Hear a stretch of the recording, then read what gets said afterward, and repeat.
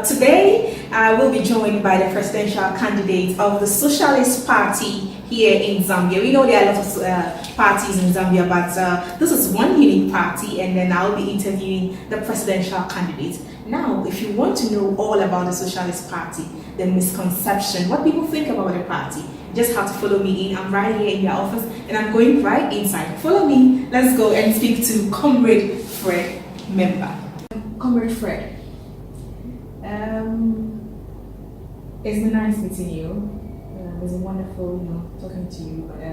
I just want to find out some few questions from you.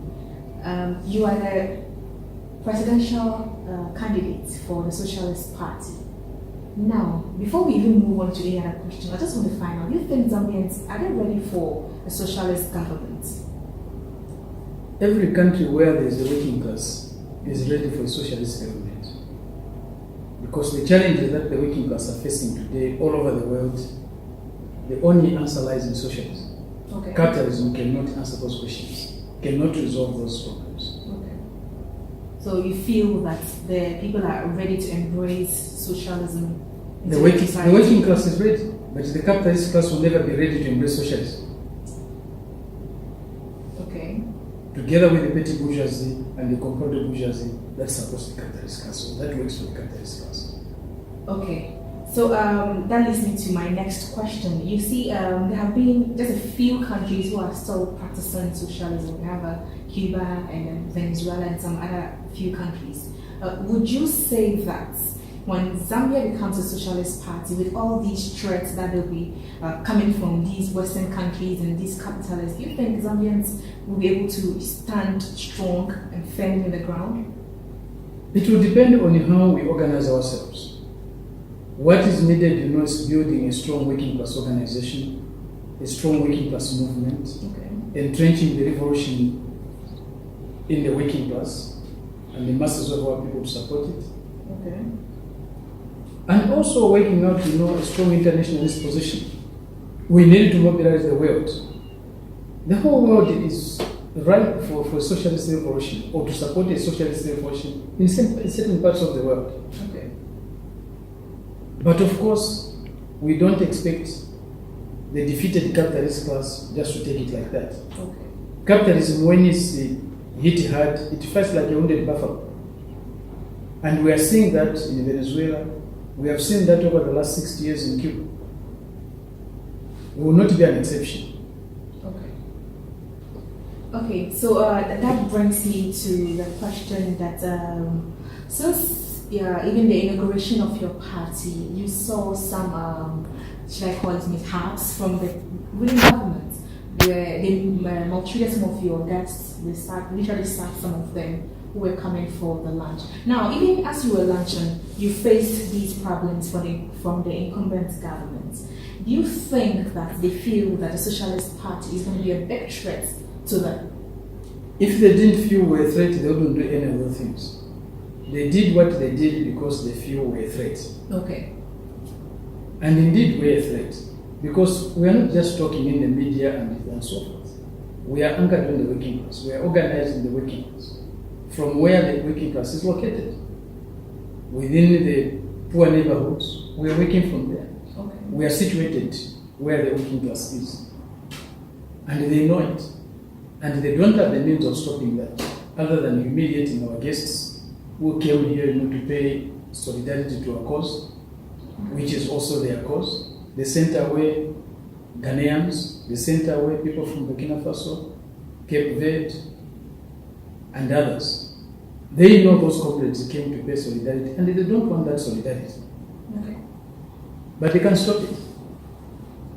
Okay, so now that it looks like you feel that the incumbent feels that you are a threat to them, what measures are you putting in place so that they don't curtail your rights, they allow you to operate freely in the country and do your activities without any, encountering any police mishandlement and all that? The enemy never creates or never gives the freedom to an opponent.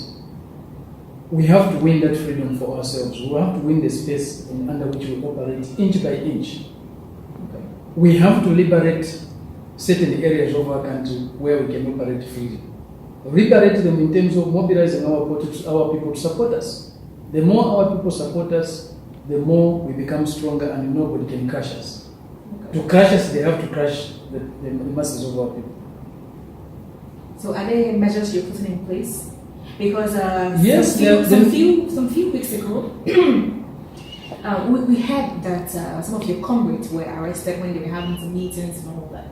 Now, if this could occur in a democratic country such as Zambia, what measures are you putting in place to make sure that these things does not repeat in subsequent meetings and other gatherings of the Socialist Party? I don't think they will stop doing that.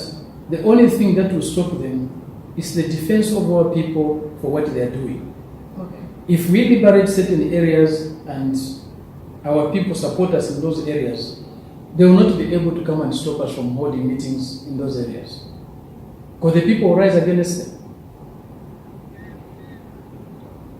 Okay. And then to some other information that we have received some information that people have their purview, or there are some rumors running around that the Socialist Party is anti-religious. Is that the case? You have attended some of our training sessions today. Did you feel any anti-religious? Is the Socialist Party anti-religious? No, it can't be anti-religious. We can't. We respect faith. We respect convictions. Okay. We respect all religions. We respect our people's convictions. Although we are not a religious organization, we are a political organization. But a political organization comprising of people coming from various religions. And we respect that. Our party spokesperson is an Anglican priest. Okay. Nobody in this party is discriminated on the basis of their religion or is hindered from professing their religions. We are one party that can say we have Muslims in our formation, we have Christians, and we can even say we have some Hindus participating in some way. So we respect religious convictions. We are not anti-religion. If you are anti-religion, who are you going to be against? You are going to be anti the working class that is religious. Can we turn against our working class elements because they are religious? And what is the purpose of anti-religion? Christ was a great revolutionary. A revolutionary by excellence. His whole doctrine was devoted to the downtrodden. It was devoted to the poor. How can you oppose that and still remain a revolutionary? Who can question the efforts, the sacrifices of the early Christians? Who was Christ? Wasn't Christ a working class element? Who was Jesus' father? Joseph, isn't it? Wasn't Joseph a carpenter? Isn't a carpenter a working class element? So how do you turn against Jesus? How do you turn against Christianity, whose leader, whose founder? Christ was working class. How do you oppose what Christ stood for? How?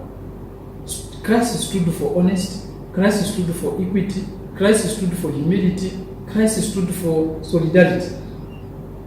How can you remain a socialist if you turn against Christ and his doctrine?